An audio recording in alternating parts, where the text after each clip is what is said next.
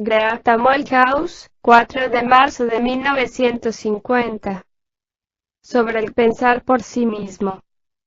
La mayoría de las personas reaccionan contra su padre o su madre.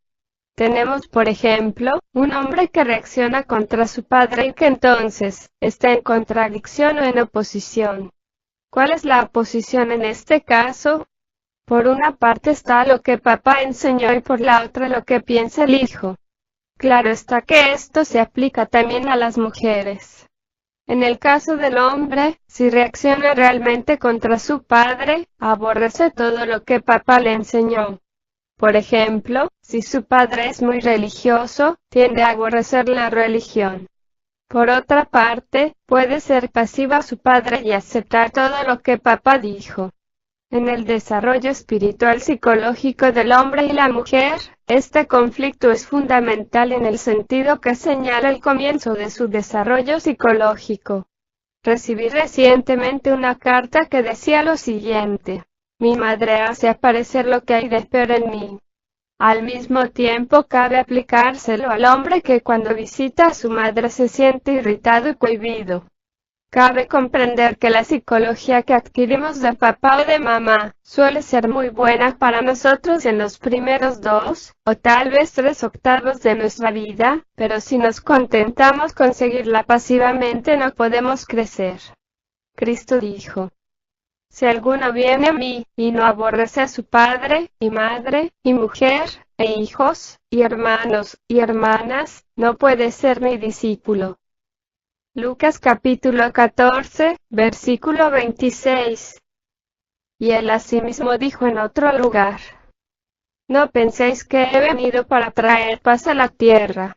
No he venido para traer paz, sino espada. Porque he venido para poner en disensión al hombre contra su padre, a la hija contra su madre, y a la nuera contra su suegra. Mateo capítulo 10, versículos del 34 al 36. Ahora bien, esta nueva forma de pensar, esta metanoia o cambio de mente, que las ideas del trabajo pueden efectuar en ustedes, siempre irá en contra de la psicología adquirida que deriva de la educación recibida. ¿Cuál es la idea que lo sustenta? ¿Han notado que el trabajo repite constantemente que una persona ha de pensar por sí misma y que el objeto del trabajo es el de hacerla pensar por sí misma? Pues bien, si siempre piensan según les fue enseñado por papá y mamá, no podrán pensar por sí mismos, pues si lo hacen, siempre pensarán según opuestos tales como papá nunca me lo dijo a mamá esto no le gustaría. Por lo tanto, en tal caso, se piensa según los opuestos de la misma manera que si me opongo a los pensamientos de mi padre, pienso nuevamente según los opuestos. Nuestro propio pensamiento reconciliará los opuestos tan solo si pensamos según el trabajo y desde luego, con el fin de lograrlo, hay que conocer de qué trata el trabajo. Si una persona piensa por sí misma ya no se encontrará más en oposición con sus padres aunque ellos puedan pensar de una manera muy diferente. Las ideas del trabajo cambiarán gradualmente nuestro pensar, a saber, producen en nosotros metanoia o cambio de mente, y de resultas de ello muchos opuestos aparentes llegan a armonizar. Es preciso que ustedes encuentren ejemplos, pero el punto principal del trabajo finca en que, a no ser que un hombre haya nacido pensando por sí mismo en los problemas de la vida, no se desarrollará y seguirá siendo una simple función de reacción a sus padres o de aceptación de ellos. ¿Nunca se le ha ocurrido a alguno de ustedes pensar con su propia cabeza y no como lo induce a pensar su psicología adquirida? Si descubren de dónde proviene un nuevo pensamiento, verán que nunca lo hace de un lado o del otro de los opuestos. Proviene del medio como fuerza reconciliante.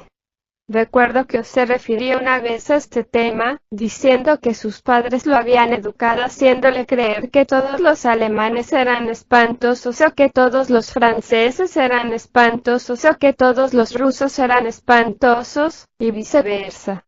Le dijo: tiene que decirse a sí mismo si observa esto. ¿Qué alemán? Así debemos adquirir ante todo los opuestos en nosotros mismos según nuestra educación. Luego la historia es muy diferente en lo que respecta a la segunda educación del hombre y de la mujer. Es necesario reunir esos opuestos dentro de la tercera fuerza que está entre ellos, de modo que, si se aborrecen los alemanes o los rusos, se pueda decir, ¿qué ruso? ¿O qué alemán? Es imposible expresar en palabras la diferencia.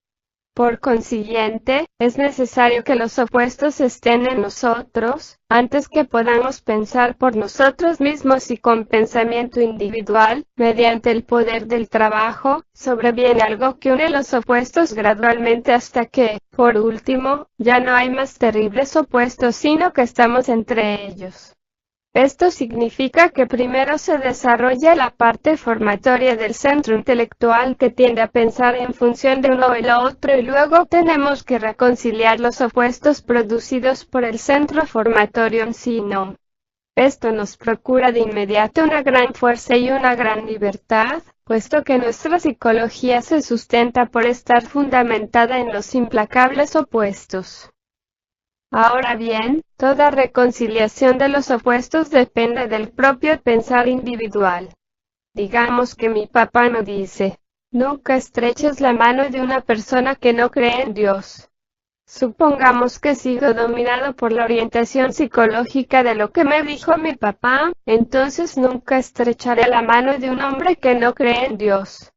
Por otra parte, podría estrechar únicamente la mano de quienes no creen en Dios. ¿Pero no ven ustedes que es la misma cosa?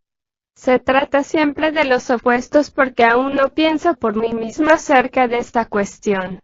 Supongamos que al cabo de algún tiempo se hace la luz de repente y digo, ¿qué estoy haciendo? ¿Qué significado tiene una persona que cree o no cree en Dios? Así comienza el trabajo a obrar sobre mí. Y esto hace toda la diferencia en nuestros vínculos con los otros. No se puede lograr la expansión de la conciencia mientras se permanecen los opuestos que hemos adquirido. Una persona no es buena ni mala, tampoco lo soy yo.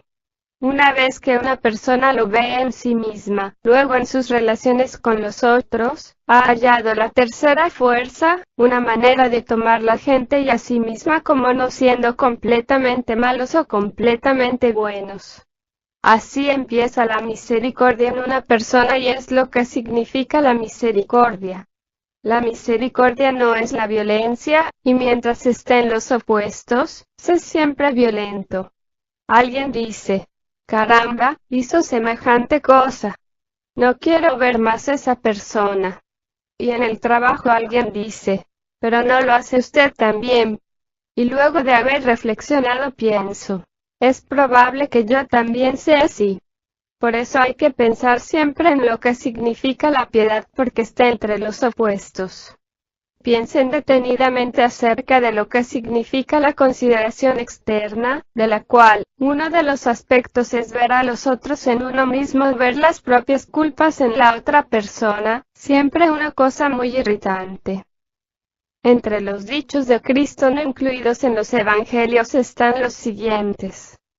Cuando cierto hombre le preguntó al Señor cuándo habría de venir su reino, le dijo a él, cuando dos sean uno, y lo de fuera como lo de dentro, y el varón y la mujer, no sean ni varón ni mujer, es decir, lo activo y lo pasivo reemplazados por la tercera fuerza.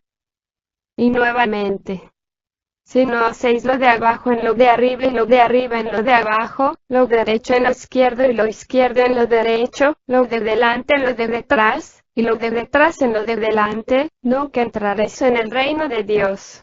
El Evangelio apócrifo de Tomás.